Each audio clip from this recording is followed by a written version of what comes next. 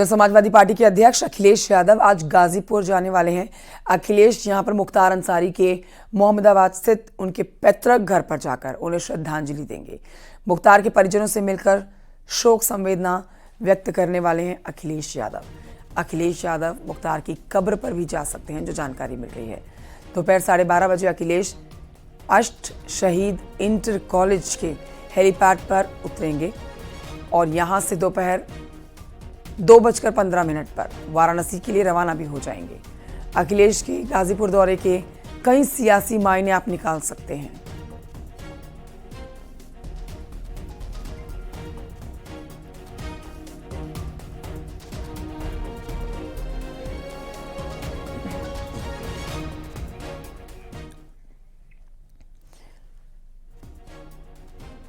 UP के deputy CM Keshav Prasad Maurya ने news 18 से एक्सक्लूसिव बातचीत की है, जिसमें मुख्तार की मौत से बीजेपी को गाजीपुर में नुकसान की बात को उन्होंने सिरे से नकारा। कहा गया है कि गाजीपुर समेत पूरे यूपी में कमल खिलेगा। 2014 से भी ज्यादा सीटें 2024 में आने वाली हैं। देखिए, हमें कोई नुकसान नहीं होगा। हमें पूरा विश्वास है कि चाहे गाजीपुर की लोकसभा सीट हो और चाहे अन्य कोई सीट का आप नाम ले, हर सीट पे कमल खिलेगा और 2014 से भी बड़े अंतर से कमल खिलेगा। कोई ऐसी सीट नहीं है, मैं देख रहा हूँ पूरे प्रदेश के अंदर किसी न किसी कार्यक्रम के बहाने मुझे जाने का मौका मिला है और मैंने जो फीडबैक नीचे का लिया है कि हर बूथ के टीम को एक लक्ष्य दिया गया है कि 2014, 2017, 2019, 2022 में जितना वोट आपके बूथ पर मिला है उसमें 370 वोट और बढ़ाना है, 370 और कमल अतिरिक्त खिलाना है। उधर डिप्टी सीएम केशव प्रसाद मौर्य रविवार को आजमगढ़ के दौरे पर रहने वाले हैं।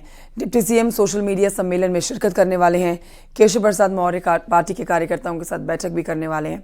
इस बैठक में आजमगढ़ लालगंज प्रत्याशी मौजूद रहेंगे। उधर केंद्रीय मंत्री स्मृति ईरानी आज मेरठ में महिला मोर्चा सम्मेलन में हिस्सा लेने वाली हैं। शाम 5 बजे स्मृति ईरानी मेरठ पहुंचेंगी। राधा गोविंद मंडप गढ़ रोड पर कार्यक्रम होना है।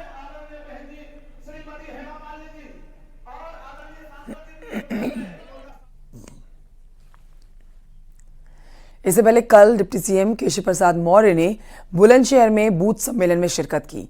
मीडिया से बातचीत में केशव प्रसाद मौर्य ने समाजवादी पार्टी पर निशाना साधा। केशव प्रसाद मौर्य ने आरोप लगाया कि समाजवादी पार्टी गुंडों और माफियाओं की पार्टी है।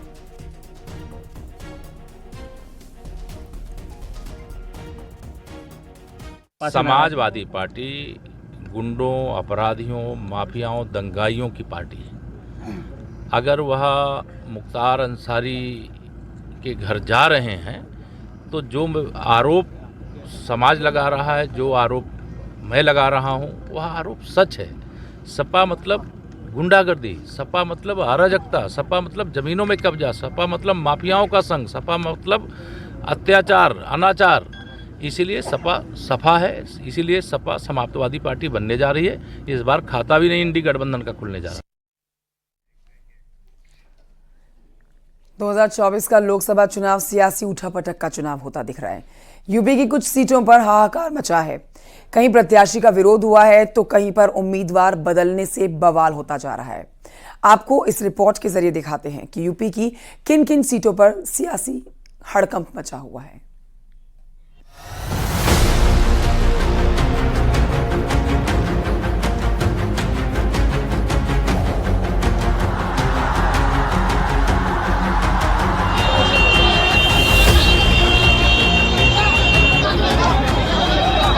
यूपी की कुछ सीटों पर तनातनी से समाजवादी पार्टी और कांग्रेस के खेमे में मचा हड़कंप।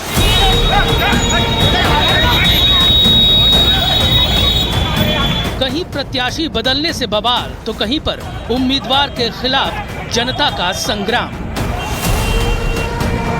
ऐसी ही एक तस्वीर यूपी के अमरोहा से आई, जहां कांग्रेस प्रत्याशी दानिश अली का मुस्लिम समाज के लोग विरोध करते नजर आए। उनकी कार को घेर कर लोग हंगामा करते नजर आए। विरोध का ये वीडियो सोशल मीडिया पर वायरल हो रहा है। दरअसल कांग्रेस के उम्मीदवार दानिश अली अलविदा जुमा की नमाज में शामिल होने नौगावा सादात पहुंचे थे। इसी दौरान वहां मौजूद मुस्लिम समुदाय के लोगों ने उन्हें घेर लिया और उनका विरोध करने लगे। इस दौरान दानिश अली कार में बैठे रहे। वहां मौजूद विरोध करने वाले लोगों के मुताबिक कांग्रेस के दानिश अली का विरोध इसलिए हुआ क्योंकि वो बीते 5 साल अपने लोकसभा क्षेत्र से गायब रहे। इसके साथ ही उन पर विकास ना करने के भी आरोप लगाए गए।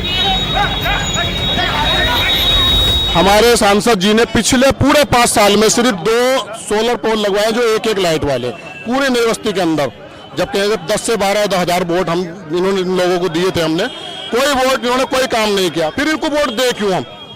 भाई हमने वोट दिया था अपना रहनुमा चुनने के लिए दानिश अली को। दानिश अली जी को संसद में दूसरे सांसद ने बीजेपी के कुछ कह दिया तो वो तो रो रहे थे खुद। तो ऐसे नेता को वोट देके क्या फायदा? यूपी में अमरोहा सीट कई मायनों में अहम है। कांग्रेस ने मौजूदा सांसद दानिश अली को मैदान में उतारा है तो बीजेपी की तरफ से कंवर सिंह तंवर मैदान में है, जबकि बीएसपी ने चौधरी मुजाहिद हुसैन को अपना उम्मीदवार बनाया है। यहाँ दूसरे चरण में 26 अप्रैल को मतदान होगा। यूपी के अमरोहा में कांग्रेस प्रत्याशी का विरोध हुआ तो बदायूं में प्रत्याशी को लेकर समाजवादी पार्टी पर मुश्किल आन पड़ी। अखिलेश यादव ने बदायूं में पहले धर्मेंद्र यादव का टिकट काटकर चाचा शिवपाल यादव को दिया, लेकिन अखिलेश के फैसले से उलट चाचा शिवपाल ने अपने बेटे आदित्य के लिए टिकट की मांग कर डाली। इस फैसले को उन्होंने अपनी रणनीति का हिस्सा बताया था। लेकिन यहाँ सम्मेलन में तो प्रस्ताव पास कर ही दिया है, तो जब प्रस्ताव सम्मेलन ने पूरे कार्यकर्ताओं ने कर दिया है, अब ये प्रस्ताव जाएगा राष्ट्रीय नेतृत्व के पास। तो अब राष्ट्रीय नेतृत्व भी सहमति मिल जानी चाहिए। और ये देखिए कुछ रणनीति के हिस्से होते हैं। अब वो रणनीति तो आपको तो नहीं बता दी जाएगी। रणनीति को रणनीति रहने दो। हम चुनाव लड़ेंगे भी, लड़ाएंगे भी, इसकी चिंता मत। बदायूं संसदीय क्षेत्र में तीसरे चरण में मतदान होना है और इस सीट से समाजवादी पार्टी ने शिवपाल यादव को मैदान में उतारा है तो बीजेपी की तरफ से दुर्विजय सिंह शाक्य ताल ठोक रहे हैं। बदायूं में 7 मई को मतदान कराया जाएगा। लोकसभा चुनाव में अखिलेश यादव की मुश्किलें कम होती नहीं दिख रही हैं। सिर्फ बदायूं ही नहीं बल्कि मुरादाबाद, रामपुर, गौतम बुद्ध नगर और मेरठ में भी प्रत्याशियों को लेकर उनकी टेंशन कम नहीं हुई है। सारे दांवपेच आजमाने के बाद अखिलेश यादव को आखिरी मौके पर उम्मीदवार बदलने पड़े। समाजवादी पार्टी ने मेरठ से अतुल प्रधान का टिकट काटकर पूर्व विधायक योगेश वर्मा की पत्नी सुनीता वर्मा को उम्मीदवार बनाया। इससे पहले मुरादाबाद में भी ऐसा ड्रामा देखने को मिला, जहां मौजूदा सांसद एसटी हसन का टिकट काटकर बिजनौर से आई रुचि वीरा को उम्मीदवार बना दिया। कुछ ऐसी ही स्थिति गौतम बुद्ध नगर में दिखी, जहां 3 कोशिशों के बाद अखिलेश यादव ने राहुल अवाना की जगह महेंद्र नागर को अपना उम्मीदवार बनाया।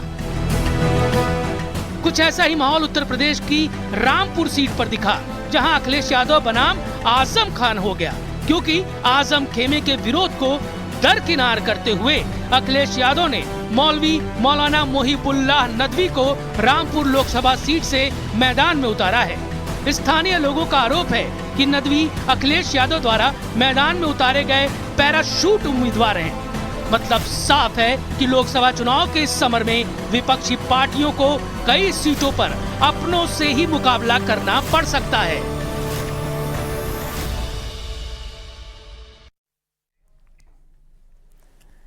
बीजेपी सांसद मनोज तिवारी ने न्यूज 18 के मैनेजिंग एडिटर रमेश देवगन के साथ एक्सक्लूसिव बातचीत की, जिसमें उन्होंने कांग्रेस में मची भगदड़ पर निशाना साधा। कहा है उन्होंने कि कांग्रेस टाइटैनिक का जहाज है जो सनातन से टकराने के बाद डूब गया है।